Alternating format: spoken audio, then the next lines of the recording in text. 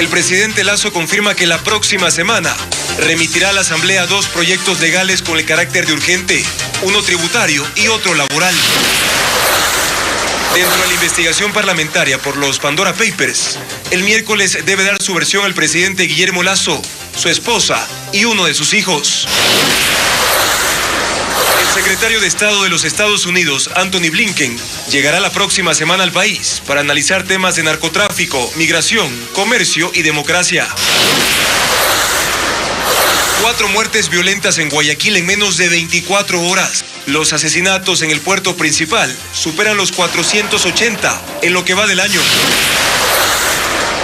En los primeros meses del próximo año, terminará la reconstrucción del complejo de la Contraloría, incendiado en las protestas de octubre de 2019. A partir del 8 de noviembre, solo personas vacunadas podrán ingresar a Estados Unidos. La Casa Blanca anunció hoy la medida. Las noticias en Televistazo con Juan Carlos Aizprúa.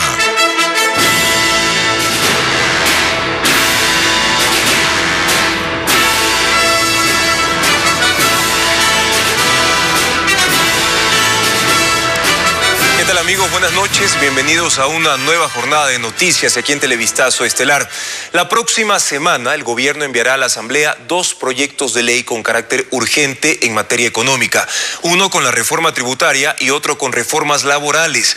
Durante una conversación con periodistas, el presidente Guillermo Lasso aseguró que la muerte cruzada para disolver el Parlamento sigue siendo la primera opción en caso de que no cuente con los votos necesarios para la aprobación de las propuestas de ley en la Asamblea.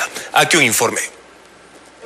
Es un hecho. El Ejecutivo insistirá en las reformas económicas y laborales, pero con algunos cambios que ya han sido analizados. El presidente Guillermo Lasso reveló que la próxima semana enviará por separado los paquetes de reforma tributaria y laboral, con el carácter de urgente a la Asamblea Nacional.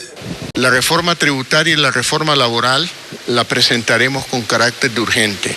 Y una vez que se tramiten estos 2 proyectos, presentaremos el tercero, el de promoción de inversiones, bajo la condición de que haya un estado de excepción, que es lo que existe hoy. Lasso cree que no tendrá el apoyo del Partido Social Cristiano ni de la bancada correísta. Es por ello que iniciará el diálogo con los asambleístas de Pachacutic. Con la presidenta de la Asamblea Nacional hemos quedado en tener una reunión con el bloque de Pachacutic. Estamos abiertos a tener una reunión con el bloque de Izquierda Democrática. Y si el Partido Social Cristiano y UNES ven que es un camino de diálogo democrático, estamos abiertos también. La muerte cruzada sigue siendo una opción, presidente. Está escrita en la Constitución, siempre es una opción. Sobre las correcciones que se han hecho a los textos, el ministro de Trabajo, Patricio Donoso, reveló que, por ejemplo, se eliminará el artículo que obliga al trabajador a indemnizar al patrono cuando exista terminación de contrato por diversas causales. Porque ese error tiene que ser reparado y el gobierno con mucha decencia y honestidad intelectual manifiesta que ha sido un error, que se debe corregir. Debió haberlo corregido la Asamblea a través del debate. También se elimina del proyecto la modificación del reparto de las utilidades, que pretendía entregar el 15% sin tomar en cuenta cargas familiares. Se mantendrá el 10% para los empleados y el 5% a sus cargas familiares. Con la reforma laboral, el gobierno espera generar cerca de 2 millones de empleos en los próximos 4 años, mientras que con los cambios tributarios, ingresos por 700 millones de dólares al fisco. Mientras tanto, los bloques de oposición al gobierno flexibilizan sus posiciones en la Asamblea y están dispuestos a debatir el nuevo proyecto tributario que anunció el presidente Guillermo Lasso, que enviará en los próximos días a la función legislativa. Paul Romero con el informe. En la Asamblea existe expectativa por las nuevas reformas tributarias que anunció el presidente Guillermo Lasso tras el fracaso del proyecto económico urgente devuelto hace una semana por el Consejo de Administración Legislativa. Ayer en una sesión del CAL, de manera informal, dialogué sobre este tema y la apertura del CAL se calificará con el informe de la UTL, se darán los 30 días que viene como económico urgente a la Comisión de Régimen Económico y irá a primero y segundo debate. El proyecto de ley con modificaciones será remitido nuevamente por el Ejecutivo con el carácter de urgente, es decir, que la Asamblea tendrá 30 días para tramitarlo. ¿Por qué urgente? Dentro del déficit Con las reformas tributarias del proyecto original, el gobierno pretendía recaudar más de $700 millones anuales. Se contemplaba una contribución al Estado a las personas con ingresos superiores a los $2,000 mensuales. Esa tabla sería modificada. Los bloques de oposición al gobierno dicen estar dispuestos a debatir el nuevo proyecto. El presidente está hoy en una actitud de cumplir con los requisitos para que esa ley ingrese a la Asamblea. Ha manifestado también que ha hecho algunas correcciones en el tema laboral, en el tema tributario, en el tema de inversión. Rechazaremos lo que tengamos que rechazar y apoyaremos lo que tengamos que apoyar, y siempre el diálogo será enmarcado en ese sentido. Además de las reformas tributarias, el Ejecutivo anunció proyectos de ley en lo laboral y de incentivos para inversiones. El presidente Guillermo Lasso, su esposa María Lourdes Alcíbar y su hijo Santiago Lasso fueron convocados para el próximo miércoles a la Comisión de Garantías Constitucionales de la Asamblea por el caso Pandora Papers. La comparecencia empezará desde el próximo lunes. Las comparecencias por el caso Pandora Papers, en el que se le menciona al presidente Guillermo Lasso, iniciarán este lunes en la Comisión de Garantías Constitucionales, encargada de la investigación. Fueron convocados docentes de 4 universidades: Andina Simón Bolívar, Universidad Central del Ecuador, Universidad de la SUAY, Universidad de Guayaquil. Entre ellos, el abogado del expresidente Rafael Correa, Alfonso Zambrano Pasquel, y la exministra del correísmo, Katiuska King. Estamos invitando a la academia para que puedan exponer desde cuál es el contexto jurídico para esta investigación. El miércoles deberán comparecer el presidente de la República, Guillermo Lasso, su esposa, María de Lourdes Alcíbar, su hijo, Santiago Lasso, su ex asesor de campaña electoral, Jaime Durán Barba. Antes de conocer la fecha de la comparecencia, el mandatario expresó su predisposición para acudir a la Asamblea. Encantado iré a cualquiera de las comisiones que quieran. Iré hasta el pleno de la Asamblea. Pero no todos los legisladores están de acuerdo en la convocatoria a los familiares del mandatario. Uno de ellos, el vicepresidente de la Asamblea e integrante de la comisión, Virgilio Saquicela. Yo creo que no. El tema es puntual, es el presidente de la República. Centrémonos a ello. No hay cómo llegar tal vez a un show político en la temática. Entiendo que la primera dama nada tiene que ver sobre el tema. Pero ¿cuál es el motivo para solicitar las comparecencias de los familiares del presidente? Dentro de esta investigación hay vinculaciones que tienen que ver tanto con familiares y cercanos del presidente, y nosotros estamos solicitándoles información. En la lista de convocados están representantes del Consorcio de Periodistas de Investigación y de diario El Universo, medio ecuatoriano que difundió la información del caso Pandora Papers. El próximo martes se reunirán en Quito Anthony Blinken, secretario de Estado de los Estados Unidos, con el presidente de la República y el canciller Mauricio Montalvo. Byron Andino consultó a 2 analistas en relaciones internacionales cuáles deberían ser algunos de los puntos indispensables a discutir. La política para fortalecer las relaciones diplomáticas entre Ecuador y Estados Unidos viene desde el anterior gobierno. El régimen de Guillermo Lasso ha enfatizado su apertura a estas relaciones. Por ello, el secretario de Estado de Estados Unidos, Anthony Blinken, se reunirá con el primer mandatario ecuatoriano la próxima semana. Según 2 analistas, el primer punto a profundizar en los diálogos debería ser sobre seguridad y lucha antidrogas, sobre todo cuando en estos meses los conflictos entre bandas delictivas se han agudizado. La inteligencia estadounidense y también del aparato judicial estadounidense, cuya cooperación es extremadamente importante para perseguir estos temas de la lucha contra el narcotráfico. Sabemos que Estados Unidos cuenta con bases de datos muy detalladas acerca de estas bandas, de estos grupos del narcotráfico. Por otro lado, también el tema tecnológico. Hoy en día, temas como la ciberseguridad. Ecuador también afronta una nueva oleada migratoria de sus ciudadanos hacia Estados Unidos. ¿Qué pedidos podría plantear ante el secretario de Estado? Esa garantía de los derechos humanos para nuestros compatriotas, que se faciliten ciertos mecanismos, que se respeten justamente sus derechos, que no se dividan a las familias, por ejemplo, con menores de edad, etcétera.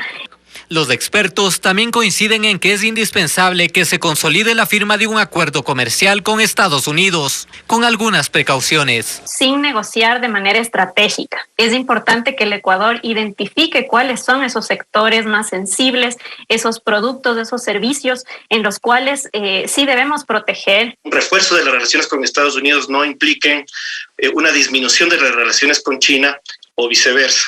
El equilibrio es lo más importante. Ambos coinciden en que esta visita significa un mayor interés de Estados Unidos para reforzar las relaciones con América Latina. Según el comunicado de la Secretaría de Estado, también se abordarán temas sobre gobernabilidad, inversiones y cambio climático.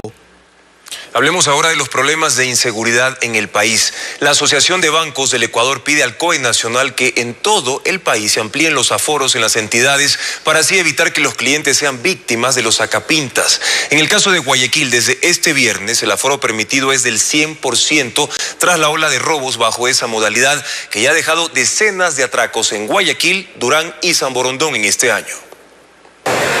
Desde este viernes, el aforo permitido en todos los bancos de Guayaquil por disposición del COE cantonal es del 100%.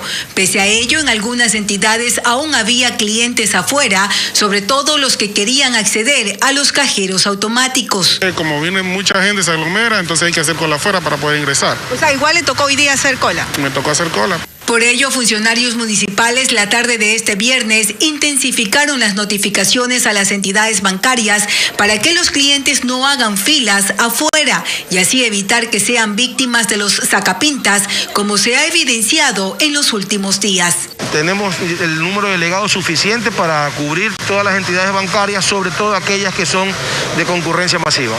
En lo que va del año, en Guayaquil, Durán y San Borondón se han registrado 162 casos bajo esta modalidad. Además, 83 personas han sido detenidas por vínculos con estos delitos.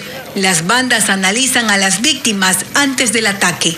Delincuentes de oportunidad, pero que de cierta manera se han especializado en perfilar a las personas, se dan cuenta de que no tienen ningún tipo de seguridad, dándoles oportunidad para este robo e inmediatamente ellos actúan. La policía asegura que mantiene conversaciones con los representantes de los bancos, pues hay casos en los que son los propios empleados de estas entidades quienes proporcionan información de los clientes a los delincuentes. Pues lo que hacemos es vincularle las investigaciones y hacerle el tratamiento como infractor de la ley. Sobre este tema pedimos una entrevista a la Asociación de Bancos Privados, pero nos respondieron con un correo electrónico, donde dice que el alto uso de efectivo para transacciones en agencias físicas configura un riesgo que se puede evitar si la ciudadanía opta por usar otros canales transaccionales como las transferencias digitales o cheques. Además, hace un pedido al COE Nacional para que amplíe el aforo en las agencias de todo el país. En menos de 24 horas se registraron 4 muertes violentas entre Guayaquil y Durán.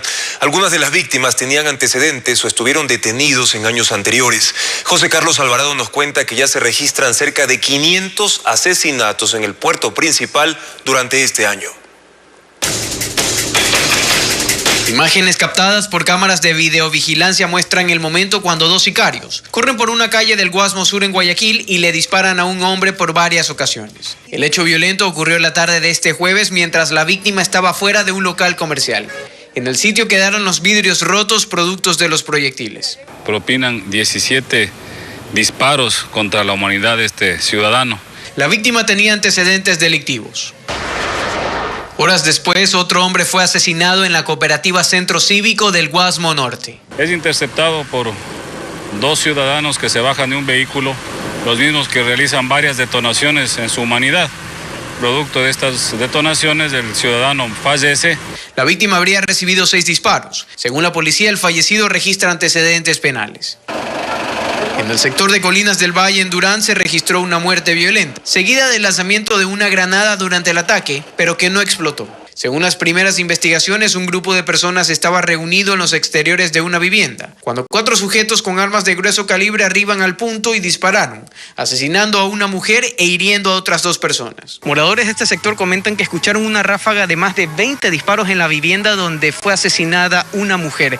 Pero luego de unos momentos los antisociales llegaron hasta esta vivienda donde se estaba realizando un velorio y aquí arrojaron una granada. Incluso los mismos vecinos creen que los delincuentes se habrían confundido en su objetivo. Pero parece que ellos pensaron que como vieron el grupito de gente, dijo aquí es el velorio. Esa gente anda cegada. Entonces van y miran allá, se corrieron allá, vuelta regresaron por aquí mismo. La policía arribó a este sector durante este viernes y revisó la zona por si hallaban más indicios. Durante la noche del jueves, un hombre de 23 años fue asesinado a tiros en el bloque 10 de Bastión Popular en el norte de Guayaquil. Según las primeras investigaciones de la policía, la víctima caminaba por el sector y fue interceptada por sujetos que se movilizaban en una moto roja, quienes le dispararon varias veces. El fallecido, identificado como Brian Muñoz Merchán, registra antecedentes penales. Más de 480 muertes violentas se han registrado en Guayaquil, Durán y San Borondón durante el 2021. Más noticias para ustedes. Continúan los trabajos para construir variantes provisionales en el kilómetro 19 de la vía Manabí-Guayas, donde un puente colapsó ayer. Al mismo tiempo, se trabaja en la demolición de la estructura. Ahora los conductores utilizan vías alternas, mientras diversas instituciones aceleran los trabajos para poder retomar el uso de esta importante arteria vial. Si lo vemos desde arriba, la caída del puente en la vía Aquimis luce de esta manera. En el sector desde ayer hay maquinaria de la Prefectura de Manabí y del Ministerio de Obras Públicas, apurando la construcción de dos variantes a ambos lados del espacio donde antes estaba el puente. Pero hasta que eso esté terminado, los conductores tienen dos opciones: la ruta del Espóndilus para llegar hasta Manta y la vía Jipijapa-Quimis-Colón. La otra vía que sí se demora unos 15, 20 minutos más o media hora más, pero llegan con bien, o sea que vayan despacio. Pero esos desvíos hacen demasiado largo el viaje a no pocas personas que por el incidente deben terminar sus recorridos con transbordos o caminando. Eso sí, aquí nadie puede decir que no se está trabajando. El movimiento de hombres y maquinaria es intenso y es que quieren terminar al menos una de las variantes provisionales hoy mismo y la otra a más tardar el domingo. El tránsito por aquí es bastante fluido, entonces de ley toca trabajar. Si es de trabajar las 24 horas del día, lo haremos. Y como no se sabe cuánto tiempo vaya a tomar la construcción del nuevo puente, llegaron unos tubos para ser colocados en la parte baja de la variante. La idea es que estas vías provisionales no resulten afectadas si es que antes que la solución definitiva les llegue el invierno. No son imprescindibles, pero son importantes para prever una eventual lluvia que pueda caer en diciembre, enero. Señalan que será responsabilidad del gobierno central la construcción del puente, pero adelantan que existen recursos disponibles de fondos internacionales que se consiguieron por el terremoto del 2016, pero que por falta de gestión no se ha hecho uso de ellos. 2 años después de que un incendio afectó los edificios de la Contraloría, los trabajos de reconstrucción continúan y se espera que concluyan el próximo año. Francisco Garcés recorrió las obras y nos cuenta cómo va su avance. Fue el 12 de octubre del 2019. En medio de las protestas encabezadas por el movimiento indígena en Quito, 3 edificios del complejo de la Contraloría fueron incendiados.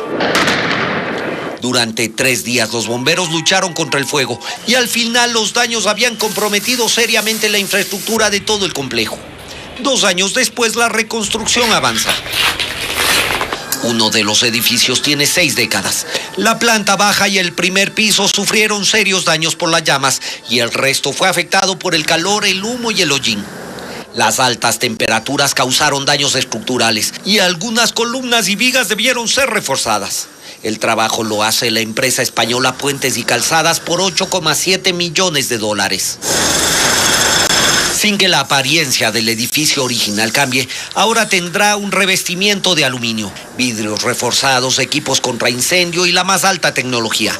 Incluso en las paredes se instala material retardante de fuego. Mucho énfasis a los sistemas de seguridad perimetral del edificio y estamos incluso generando ductos de escaleras de emergencia que no tenía, obviamente porque es una estructura antigua, ¿no?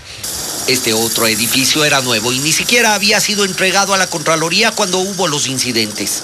Lo construyó el Cuerpo de Ingenieros del Ejército, que ahora se encargó de su reparación a un valor que bordea los $10 millones. Varias columnas y vigas fueron reforzadas con fibra de carbono y toda la tecnología con la que contaba el edificio deberá ser repuesta. Aquí solo se recuperó parte de los vidrios y algo del mobiliario. Y una afectación de aproximadamente unos 200 metros cuadrados de losas y vigas que tuvieron que ser reconstruidos. Sí habían zonas que estaban en peligro y que de acuerdo a la normativa no podían ser utilizadas si es que no se les hacía esta rehabilitación. Ahora el Cuerpo de Ingenieros del Ejército también equipa el edificio con nueva tecnología. Sin embargo, hubo infraestructura que no pudo salvarse. Este edificio de 3 pisos era una bodega de equipos de la Contraloría. El incendio lo destruyó totalmente y ahora tiene que ser derrocado. No vale la pena rehabilitarlo. La Contraloría vigila los trabajos y espera que más de 1,000 funcionarios puedan ocupar sus oficinas el próximo año. Tenemos la esperanza de que se concluya esto en el primer cuatrimestre del año 2022, pero hay que tomar en cuenta que a simple vista no parecía que estaba tan afectada. Mientras siguen las labores de reconstrucción, en la justicia también continúa el proceso contra 27 personas que fueron acusadas de causar el incendio. La Asamblea Nacional pide a la Comisión Calificadora del Concurso para la Renovación Parcial de la Corte Constitucional que revea su decisión de dejar fuera de la lista de sus postulantes. Asegura que sí cumplió el plazo. Jacqueline Rodas con los detalles. La Asamblea Nacional reacciona luego de que la Comisión Calificadora del Concurso para la Renovación Parcial de la Corte Constitucional dejó fuera a los 3 postulantes del Legislativo por incumplir el plazo y no entregar la documentación física y certificada. En un comunicado indican que sí remitieron la lista dentro del plazo legal, el 11 de octubre pasado, último día permitido, a las 22:18, y que lo hicieron por medios electrónicos. Finalmente se solicita a la comisión que revise su decisión. Pero su presidenta, Vanessa Aguirre, recalca que la Asamblea incumplió el plazo, pues a las 3 funciones del Estado se envió el mismo oficio con la debida anticipación, 16 de septiembre de 2021. Guadalupe Llori abarca y en el 4º párrafo disponen que la documentación será recibida en las oficinas. Detallan la dirección del edificio y el horario de entrega, de 9 de la mañana a 17 horas. La hora que usted acaba de referir ya es una mención evidente de cómo la Asamblea se está saltando este término que se le había dado. No podría esta comisión hacer una distinción entre función ejecutiva, legislativa y de transparencia y control social, porque eso, al contrario de lo que se afirma en ese comunicado, no abonaría la transparencia en este concurso. Indica que las otras 2 funciones del Estado sí cumplieron y que en cambio no pueden verificar si lo enviado por la Asamblea fuera de tiempo son copias simples o documentos certificados válidos. El escaneado no es más que un escaneado, no es un tema de capricho. ¿Por qué? Porque la postulación del candidato tiene que sustentarse en un conjunto documental que le permita a la comisión verificar el cumplimiento de los requisitos. La Asamblea tampoco ha pedido formalmente a la comisión que revea su decisión. Sin embargo, Aguirre convocará una reunión el lunes para analizar el comunicado que el Legislativo publicó hoy en sus redes sociales.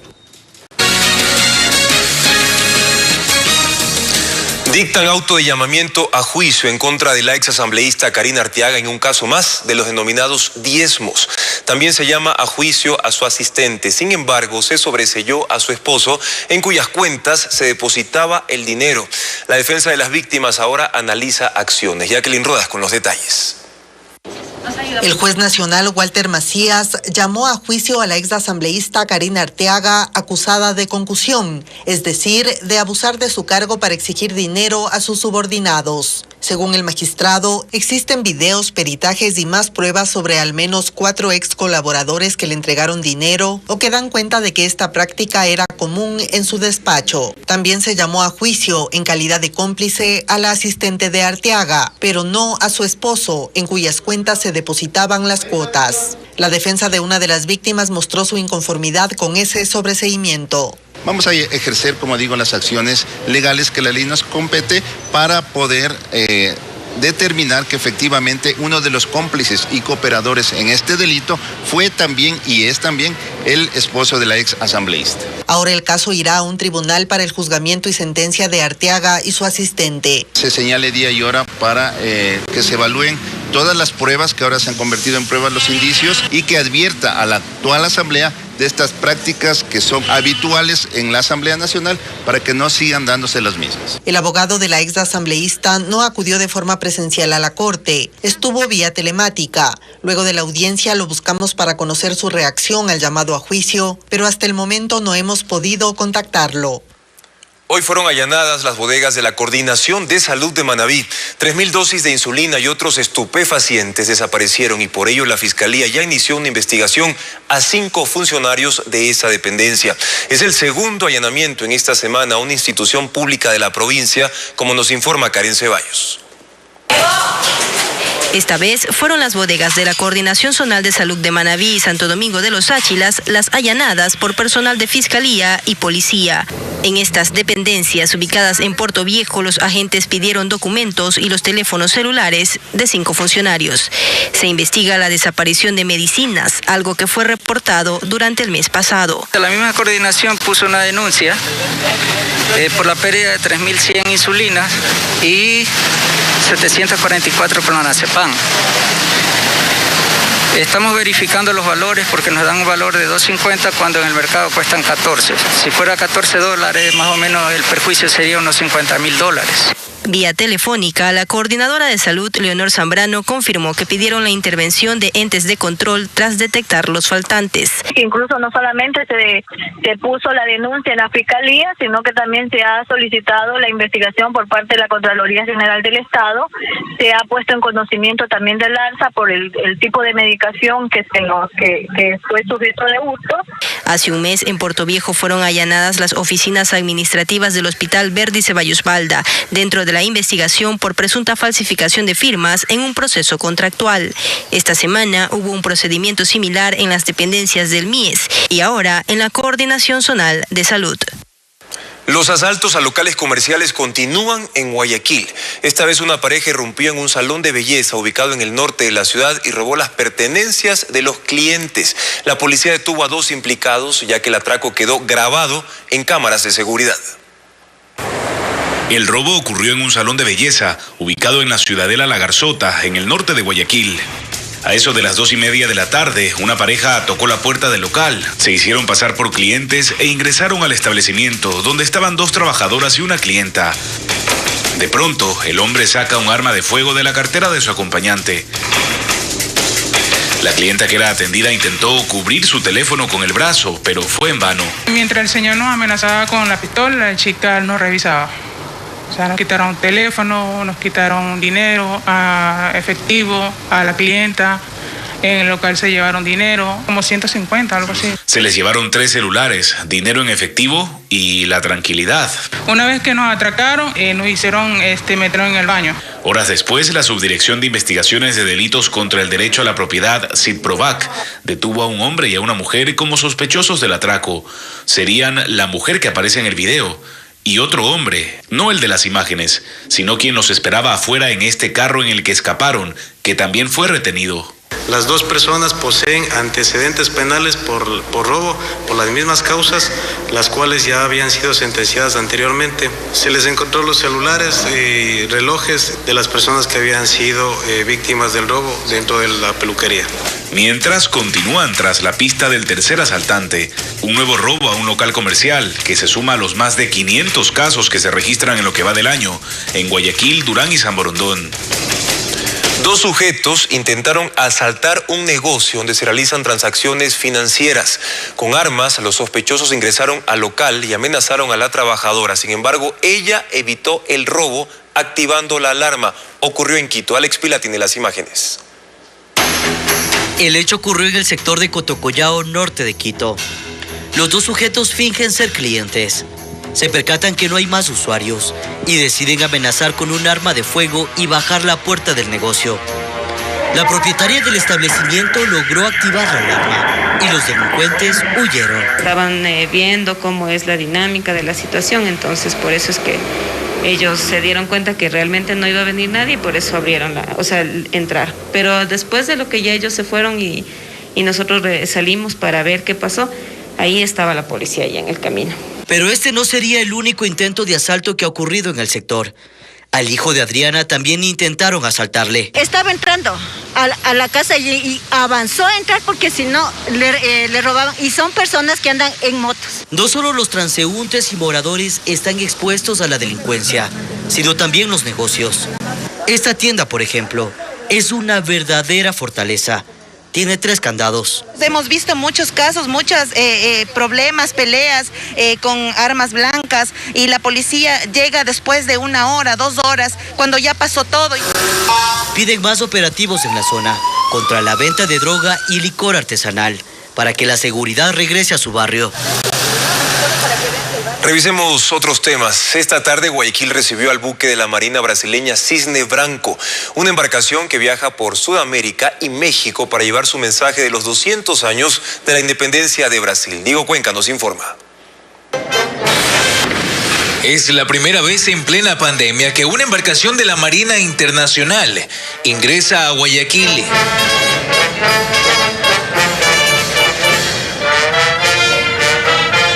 Se trata del buque de la Armada brasileña Cisne Branco, que arribó la tarde de este viernes al muelle del malecón Simón Bolívar. El velero está realizando un crucero de instrucción. Viene de Argentina, Chile, Perú, Ecuador y de aquí va para Colombia y continúa su crucero de instrucción. Infantes de la Marina ecuatoriana los recibieron con honores.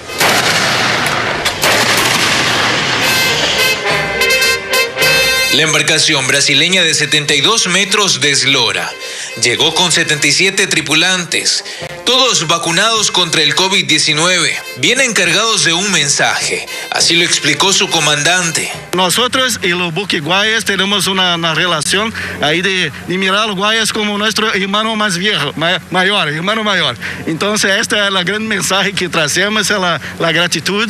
El representante de la Embajada de Brasil en Ecuador participó de la ceremonia de bienvenida. Su función va a ser divulgar los 200 años de la independencia del Brasil y de la formación de la Marina del Brasil. Ese buque brasileño es una de las 8 embarcaciones que participará en las próximas regatas Velas Latinoamérica 2022, un evento que se realiza cada 4 años. El buque estará hasta este domingo porque el lunes zarpará hacia Cartagena. Pero por motivos de bioseguridad, los ciudadanos no podrán ingresar a la embarcación. Solo está permitido observar desde el malecón. Bueno, y con este campeonato mundial de este deporte bastante particular nos despedimos en Televistazo Estelar. Mañana seguimos con más noticias a partir de las 19 horas. Un buen fin de semana.